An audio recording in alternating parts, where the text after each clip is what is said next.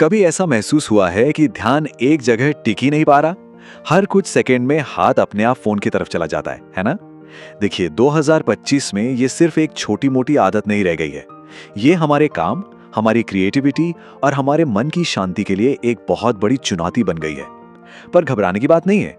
आज हम न सिर्फ इस प्रॉब्लम की जड़ तक पहुंचेंगे, बल्कि उन कमाल के तरीकों को भी जानेंगे जिनसे हम अपने फोकस पर, अपने ध्यान पर फिर से कंट्रोल पा सकते हैं। तो चलिए शुरुआत करते हैं इस एक बहुत ही पावरफुल स्टेटमेंट से। आपका स्मार्टफोन कोई डिवाइस नहीं है, ये एक ध्यान खींचने वाली मशीन है। ये बात सोचने पर मजबूर कर देती है, सही कहा ना? लेकिन अच्छी बात यह है कि असली कंट्रोल अब भी हमारे ही हाथों में है। तो ये डिजिटल दुनिया में अपने ध्यान को वापस पाने का एक तरह का गाइड है।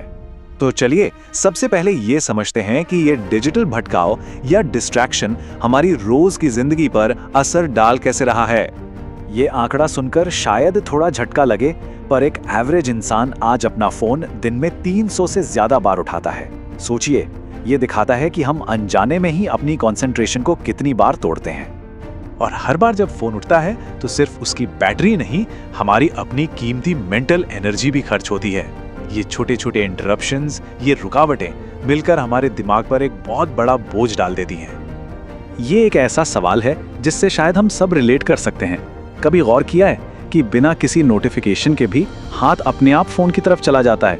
ये एक ऐसी आदत बन चुकी है जिसे हम बिना सोचे समझे करते रहते हैं, और ये दिखाता है कि ये लत कितनी गहरी हो चुकी है। और इसके पीछे का साइंस भी बड़ा इंटरेस्टिंग है।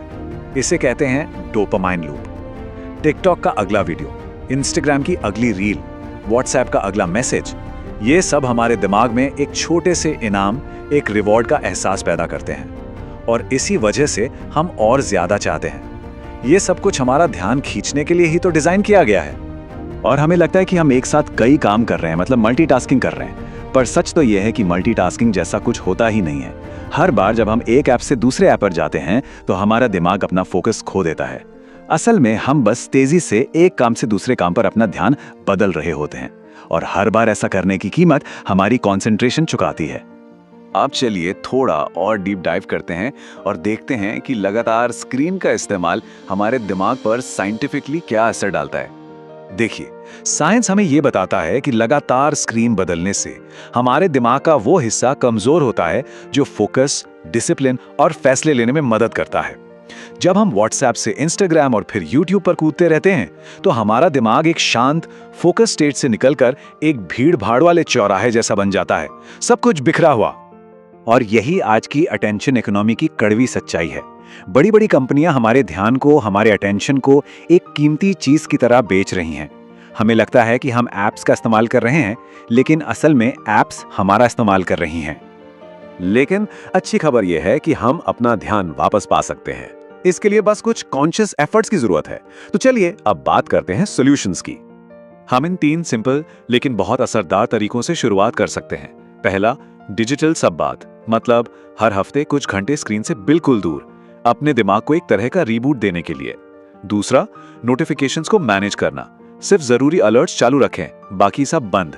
और तीसरा, फोकस जोन बनाना, यानी घर में कुछ ऐसी जगहें तय करना जैसे कि स्टडी टेबल, जहां फोन ले जाना मना हो।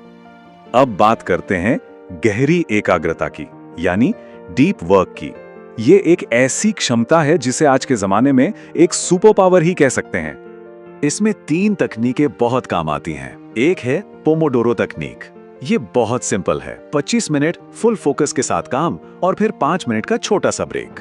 दूसरी है टाइम ब्लॉकिंग, मतलब अपने कैलेंडर में सबसे जरूरी कामों के लिए पहले से ही समय तय कर देना। और तीसरा, एक ऐसा माहौल बनाना जहां कोई भटकाव ना हो। एक साफ सुथरी स्क्रीन का मतलब है एक साफ सुथरा दिमाग। तो सवाल ये है कि ये सब करने से मिलेगा क्या, फायदा क्या है? देखिए, ये सिर्फ काम खत्म करने के बारे में नहीं है, बल्कि ये हमारी पूरी जिंदगी को और बेहतर बनाने के बारे में है। सबसे पहला फायदा, विचारों में क्लैरिटी। जब हमारा दिमाग शांत और फोकस्ड होता है तो हमारे विचार खुद ब खुद सुलझने लगते हैं और हम बेहतर फैसले ले पाते हैं। दूसरा, हमारी प्रोडक्टिविटी बढ़ जाती है। काम न सिर्फ तेजी से होता है, बल्कि उसकी क्वालिटी भी बेहतर होती है, क्योंकि हम उस पर अपना पूरा ध्यान लगा पाते हैं। तीसरा फायदा है तनाव का कम होना। लगातार नोटिफिकेशंस का आना और एक साथ कई काम करने की कोशिश, ये सब हमारी मेंटल हेल्थ पर बहुत बोझ डालता है। एकाग्रता से मन को शांति मिलती है। चौथा, हमारी क्रिएटिविटी को एक बड़ा बूस्ट मिलता है। एक फोकस दिमाग नए आइडियाज और सॉल्यूशंस के लिए ज्यादा खुला होता है। और शायद सबसे महत्वपूर्ण इनाम, जिंदगी ज्यादा रियल लगने लगती है। जब हम किसी से बात कर रहे होते हैं तो हम उनकी आंखों में देखते हैं, अपनी स्क्रीन पर नहीं। हम अपने आसपास की दुनिया के साथ ज्यादा जुड़ पाते हैं। डिजिटल दुनिया में बहुत शोर है, पर असली दुनिया हमें क्लैरिटी देती है, और यही सबसे जरूरी बात है। 2025 में जिसकी एकाग्रता मजबूत होगी वही आगे बढ़ेगा। ध्यान यानी अटेंशन ही असली ताकत बन चुका है।